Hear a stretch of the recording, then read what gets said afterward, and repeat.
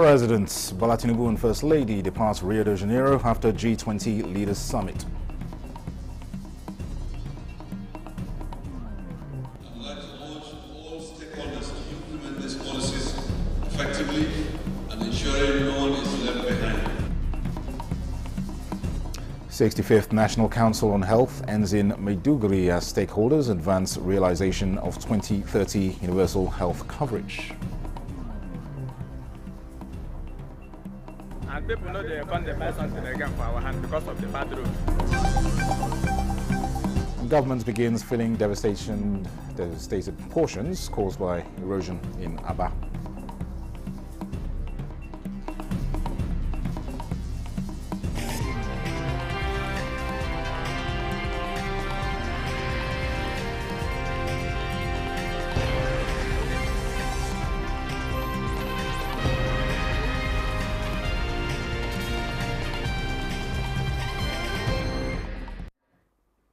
Hello and welcome to the news desk at 3 on Nta News24. We're live in Abuja. I am Dennis Adegunloye. President Bola Tinubu and First Lady Oluremi Tinubu have departed Rio de Janeiro after attending the 2024 G20 Leaders Summit. The presidential plane took off at Galeão Air Force Base, Rio de Janeiro, at about 20 minutes past 10 a.m. local time. Nigeria was invited as a guest country for participation in the summit of the 20 biggest economies in the world. At the summit, President Tinubu announced the commitment of Nigeria to the Global Alliance Against Hunger and Poverty, launched by the Brazilian presidency of G20. The Nigerian leader also had some bilateral meetings and saw to the signing of a letter of intent for Nigeria's partnership with 3 Brazilian companies to facilitate development of Nigeria's livestock sector. Meanwhile, President Bola Tinubu is assuring that Nigeria will derive a successful economy out of the current situation by adopting a civilized approach towards solving the farmer-herders clashes in the country. The president said this in Brazil as the government takes a step further in the development of the livestock sector in Nigeria. State House correspondent Musbau Danmahab reports. The Nigerian delegation on tour to learn the Brazilian experience in livestock production are back on the table with their findings. Okay, please. President Bola Tinubu certainly wants a sound footing for the takeoff of the newly established Ministry of Livestock Development. So, learning from the right hand is the watchword as the delegation visited 3 conglomerates here, including JBS, a Brazilian multinational company, largest meat processing enterprise in the world. Your Excellency, we are convinced that the life sector reform being implemented today has a lot to learn from the Brazilian experience, and the private sector here represented have shown strong commitment to partner along and replicate the successes in Nigeria. I think we've come to the right place, we've got the right partners. The issue now is how to proceed step by step. And we'll do our very best to ensure that what has been done in Brazil is replicated in Nigeria. And to support whatever venture you are driving. But as a state, Niger State, we are providing ourselves as a pilot state. Already we have identified about 1.2 million hectares ready for this production. What we are trying to do. The man who sees opportunities in the current challenge in Nigeria's livestock sector obviously has the plans thought out already. We are solving a problem that afflicted humanity in that part of Africa. Clash between farmers and migrating cow soldiers and all of that has caused some life and bloodshed. So when there is a modern civilized way to solve those problems and even bring a successful economy out of it. President Tinubu believes that In only a matter of time, the solution to the sector would also solve another challenge of food security. Food security is extremely important. As we talk right now, there is hunger. However, there is huge hope, and you are one of those hopes that we're looking at. Both parties have now agreed to collaborate as expressed in the letter of intent and set to proceed to the first phase of a cooperation to maximize the entire value chain of the sector. Brazilian captains of industry here who have been part of this engagement today are going to visit Nigeria for exploratory tour to see what's going to happen, select suitable sites where we're going to have suitability of land, fertility of land, availability of bodies of water for irrigation, as well as possible for hydro, as well as growing of corn, sorghum, sweet corn, soybean, as well as ease of transportation to manage the logistics, and then availability of markets. The key aspect will be that for you to have a successful livestock industry like he has described, they also need feed. And that feed has to be produced, and that is where the Federal Ministry of Agriculture and Food Security will come in. The foreign partners are expected to visit Nigeria soon for the immediate study tour. From Rio de Janeiro, Musbah, then Wahab, Nta News. The federal government has restated commitment to improving healthcare delivery in Nigeria, especially in the rural areas. State House correspondent Abdurrahman Jibrilla reports that Vice President Kashim Shettima gave the assurance when a delegation from the West African College of Physicians paid him a courtesy visit. He highlighted the appointment of Professor Mohammed Ali Patti as the coordinating Minister of Health and Social Welfare, noting the minister's deep understanding of the health sector, assuring members of the professional body of government's willingness to work with them. Recalling his efforts in 2014 to support healthcare education in Borno State, the Vice President said he sponsored female citizens of the state to study medicine and surgery abroad. Leader of the delegation, Dr. Jeremiah Abwa Madaki, commended the Vice President for his support for the 48th Annual General and Scientific Conference of the West African College of Physicians.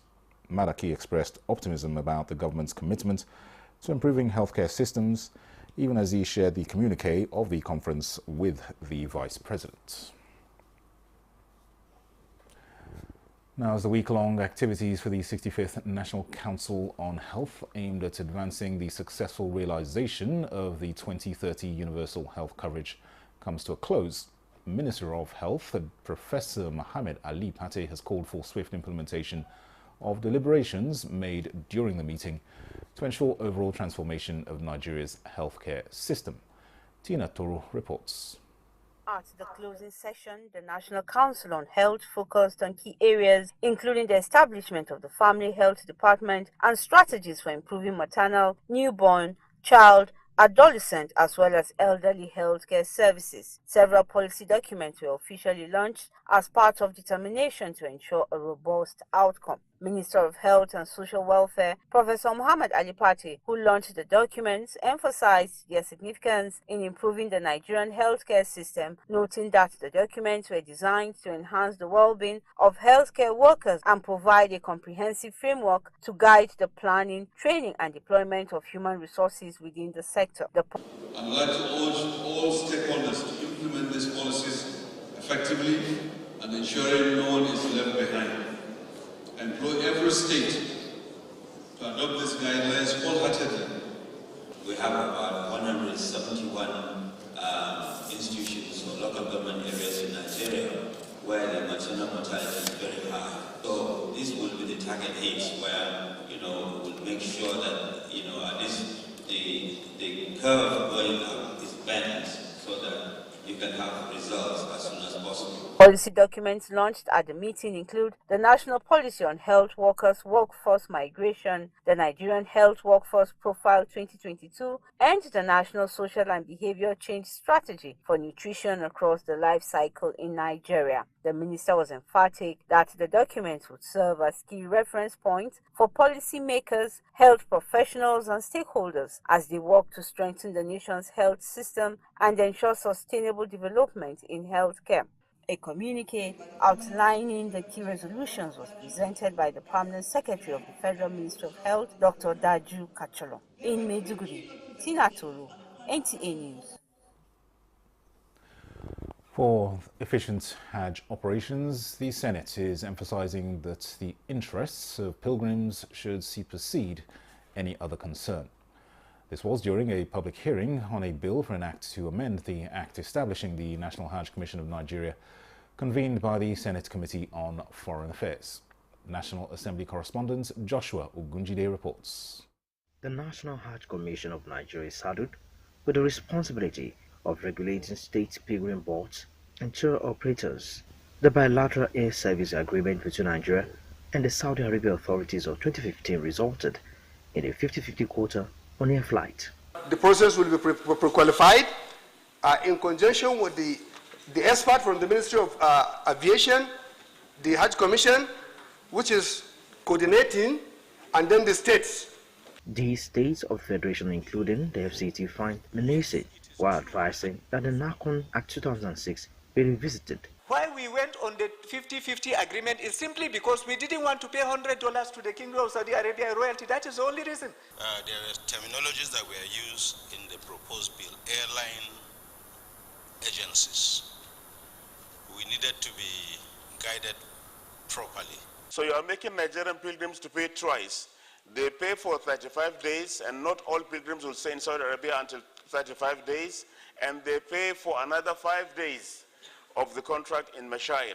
Both the regulator and the operator are supposed to be complementary. They are not in a competition. If we decentralize NCAA and other agencies in aviation, we'll have that problem of dealing with 37 or 36 states. Wallah, no matter the amount of money we make, one day we'll stand before Allah. Our chairman is a new man. Well, I think the states are asking to be allowed to choose among the ones approved by NACON. What the states don't want is for NACON to say you must use this carrier. From the National Assembly, Joshua Ogunjide, NTA News. Meanwhile, the House of Representatives has reaffirmed commitment to strengthening human rights protection in Nigeria with the promise to pass the Human Rights Defenders Bill into law. Chairman of the House Committee on Human Rights, Abiola Makinde, said this during an oversight visit to the National Human Rights Commission in Abuja. Makinde, who was represented by his deputy, Mudashiru Lukman, assured the NHRC that the committee would work tirelessly to ensure the passage of critical bills on human rights issues, as well as make adequate budgetary provisions to support the Commission's work. The lawmaker noted that the 5 billion naira approved for the NHRC in the 2024 budget was inadequate, considering the widespread human rights violations in the country. He promised that the committee would push for an increase in the Commission's budget for 2025. Executive Secretary of the NHRC, Dr. Tony Ujukwu, commended the lawmakers for their support in the amendments of the NHRC Act 2010 and thanked the former Speaker of the House of Representatives, Femi Gbajabiamila, for his role in facilitating the payment of compensation to victims of human rights violations by the Special Anti-Robbery Squad. The Nigeria Data Protection Commission and the National Insurance Commission have formalized a working relationship that will provide a framework for data protection in the country's insurance sector. National Commissioner, NDPC, Vincent Olatunji, and Chief Executive Officer, NICON, Olusegun Omoseyin, stressed the need for both federal government agencies to work together and create an impenetrable ecosystem of data protection and privacy. The collaboration aims to thoroughly examine and implement measures that will ensure compliance with relevant regulatory instruments governing data protection as applicable to the insurance sector. NDPC and NICON will further strengthen data compliance practices and uphold privacy standards within the insurance sector. This, both agencies believe, will foster a secure and legally compliant environment for handling personally identifiable information.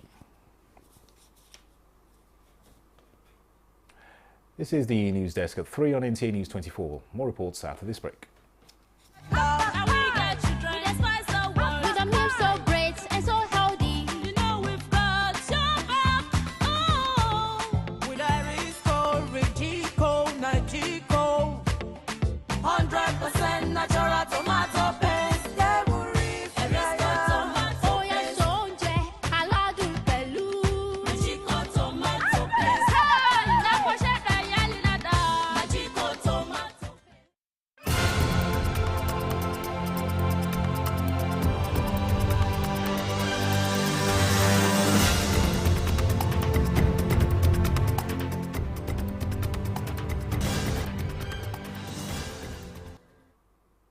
Welcome back. Countries in the world are being urged to work together as there is no one-size-fits-all prescription to overcoming climate and energy challenges. This formed the core takeaway from the OPEC Secretary General's speech at COP29. Lydia Sampson has details. Almost 180 years on from the birth of petroleum in the world, petroleum and petroleum-derived products continue to shape how people heat and cool their homes, construct buildings, and transport ourselves from one point to another, as oil and gas remains vital to producers and consumers around the world. OPEC Secretary General Haitham Al-Hayes reiterates inclusive dialogue and international cooperation be adopted going forward as the world works towards building a sustainable future for all. There remain around 685 million people around the world without access to electricity and 2.1 billion who continue to rely on unsafe and inefficient cooking fuels. The great challenge at hand is ensuring energy accessibility, meeting rising energy demand, enhancing energy security while maintaining energy affordability, and of course, reducing emissions. He said OPEC has consistently advocated a balanced approach where nothing and no one should be dismissed, stressing the need to embrace all energies, leverage all the available technologies, and ensure that the needs of all people around the world are taken into account. This means recognizing that the focus of the Paris Agreement is reducing emissions, not choosing energy sources. And as Organization of Petroleum Exporting Countries, each party has the right to chart its own pathway to a sustainable future. Lydia Sampson, Nta News. In other news, the Supreme Court has nullified the National Lottery Act of 2005, enacted by or passed by the National Assembly. The judgments followed the suit filed in 2008 by Lagos and some other states. Ruling on the matter, the Apex Courts, in a unanimous judgment consisting of 7 members, held that the National Assembly lacked the powers to legislate on issues relating to the lottery and games. In a unanimous judgment, the 7-member panel of the Apex Court held that such powers only reside with the state houses of assembly, which possess exclusive jurisdiction over lottery and related issues. In the lead judgments by Justice Mohammed Idris, the Supreme Court resolved that the 2 issues identified for determination against the Attorney General of the Federation and 1 other listed as defendants. He granted all the reliefs sought by the plaintiffs and declared that lottery or games of chance are not one of the items on the exclusive legislative list contained in the Constitution, in respect of which the National Assembly has the power to make laws for the whole of the country, and proceeded to issue an order nullifying the entirety of the National Lottery Act. Justice Idris also issued an order of perpetual injunction restraining the first defendant, the AGF, either by himself or his agents or any other agency of the federal government, from implementing the provisions of the National Lottery Act within the territories of the plaintiff states. Following NTA's persistent reports on the devastation caused by erosion at Ovom Aba, Abia State, a contract has been awarded by the state government to fill the erosion sites. Ikechukwu Ndukwe has an update. Before Governor Alex Oti awarded a contract to fill the earth and asphalt the road. We will do sizable drainages when we get to the formation level. We do sizable drainages to take care of the storm water that actually caused the erosion in the first place. So we're doing drainage to take care of the storm water that is coming in, and we'll do stone base after that, and we'll do the final phase, which is asphalt, 2 layers of asphalt on top of it. The erosion has submerged worship centers, shops and houses, forcing many to relocate out of fear, just as many can no longer access their homes due to the ravaging erosion. And people know they can't buy something again for our hand because of the bad road. It has not been easy for us, based on the erosion and everything. We experienced a lot here, based on erosions and the water flows. It has not really been easy for us here. But based on what I'm seeing, I think the governor is really trying. Now, OK and Joel, an indigenous construction company, is now on site to change the narratives. The first phase of clearing the debris and filling the deep is ongoing, as the company promised to finish up the job in 4 months. A lot of people are beginning to heave a sigh of relief because the governor, Alex Oti, has come to their rescue as he has awarded contract to fill the road and asphalt it. In Aba, Ikechukwu, Nta News.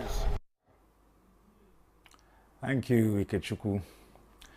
Now, experts in information and communications technology are advocating robust data and cybersecurity measures in the country to safeguard sensitive information, which are often breached through unauthorized access.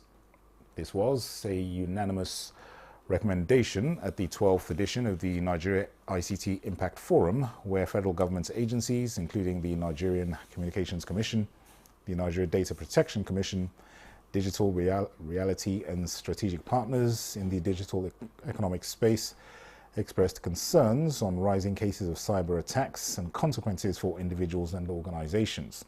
They made a case for a government-led approach to build frameworks that encourage professionals to strengthen data protection, cloud infrastructure, and cybersecurity at this time of increasing reliance on the internet and digital services.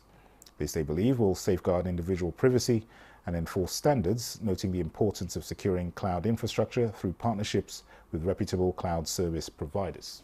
To deepen connectivity to the extent that the connectivity is being likened to the physical highway structure. So that is a good focus. There are government agencies that are around everywhere, that all they need to do is to just tell them to support this kind of an initiative. Because if people talk about this thing more, then the government itself, they will look. You know, for instance, the event, we're doing it in collaboration with NCC. It pretty much talks about strengthening the industry, strengthening the gains of the industry, strengthening the industry from both infrastructure side, cybersecurity, and then ensuring that whatever has been achieved is not lost, right? It's one thing to build the industry, it's another thing to strengthen it and make it continue to grow. The theme for the 12th edition of the forum is strengthening data protection, cloud infrastructure, and cyber security. The New National Star newspaper has honored outstanding contributors to journalism with awards to celebrate excellence in the media industry. Among awardees was the Director General of the Nigerian Television Authority, Salihu Abdulhamid Dembos, who received a prestigious award for his remarkable leadership. Patricia Isameluba has details. The event brought together some of Nigeria's brightest minds in the media and beyond, who were awarded with 2 different categories of award totaling 35. Marking 5 years of impactful journalism, the Managing Director Obinna Nwachukwu highlighted the significance of this milestone and the influential personalities shaping the future of media in Nigeria. We have seen cases where 20 to 30 million voters are registered and less than 10% of that number are recorded during elections. The keynote address centered on strengthening democratic institutions and electoral systems in Nigeria, as the theme specifies. Through the entire spectrum of our history, the mass media, the journalism profession, and those of you who are practitioners have been the main vehicles of bringing this country thus far. It was a thought-provoking discourse that underscored the vital role of an independent media in safeguarding democracy and promoting transparency in governance, while the lecture emphasized on a well-informed electorate backed by robust institutions, which the speaker said is key to sustaining democratic process. As such, the evening honored exceptional individuals who have made significant contributions to the media industry, and among them is the Director General of the Nigerian Television Authority, Salihu Abdulhamid Dembos, represented by the General Manager International, Oganya Simon, reaffirming NTA's commitment to driving excellence in media practice. Our DG Comrade Sally, who have been having airports, has done a lot in the last few years. If you watch NTA, you know that we keep evolving. He's a game changer. Things are getting better every day, and we promise Nigerians that we'll continue to get better and we'll deliver the best service. Other award recipients echoed similar sentiments, applauding the organizers for creating a platform to celebrate achievements while challenging practitioners to uphold the highest standards of professionalism. Highlights and heartfelt moments of the dinner and award night also showcased Ambassador Phil Roberts and a national dance group to the thrill of the guests.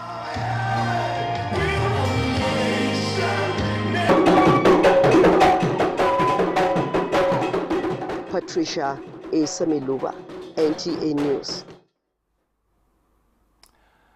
Well, that concludes the news desk at 3 on NTA News 24. Thank you for watching. I am Dennis Adigunloye.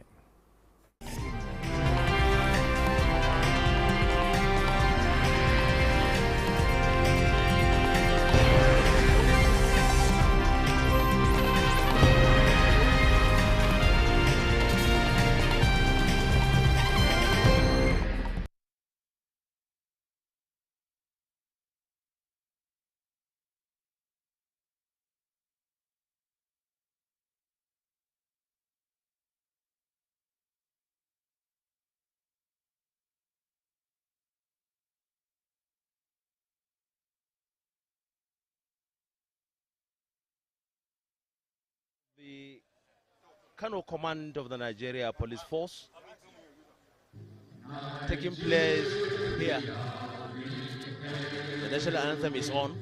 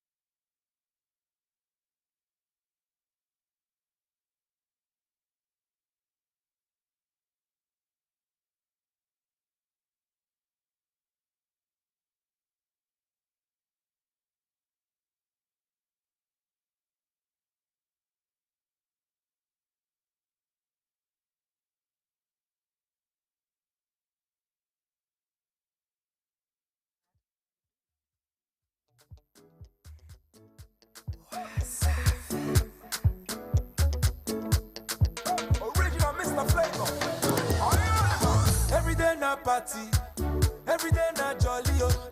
Oh, yeah, move your body.